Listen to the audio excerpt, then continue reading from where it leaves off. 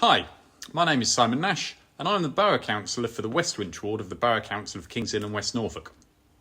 My intention with these videos is to bring council business out of the emails and meeting rooms and into your world, giving you an insight into the workings of local government and also to share my experiences not only as a Borough Councillor but also as a resident and a businessman of this area.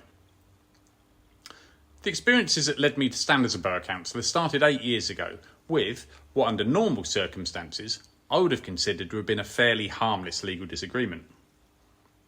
It quickly turned out in my case that whether right or wrong, the council would not be challenged.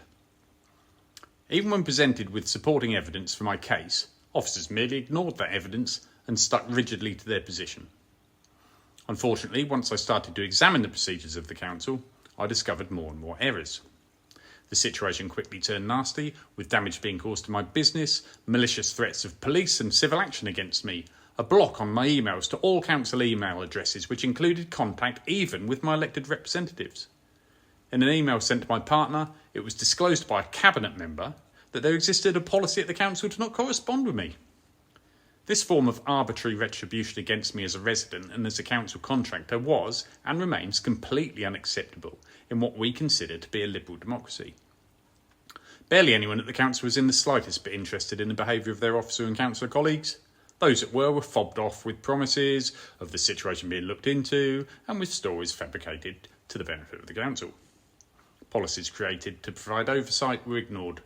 Legislative requirements to have in place procedures to hold certain individuals to account were not implemented. It was indeed a sad indictment on the governance of West Norfolk that the majority of councillors were so willing to stand by and let misconduct take its course. Nevertheless, all is not lost. The current administration is not quite the same as the last. I stood as a councillor on the grounds of transparency and accountability in order to ensure that this council never treated others as they had treated me. It has become apparent that I am not the only councillor to harbour these concerns.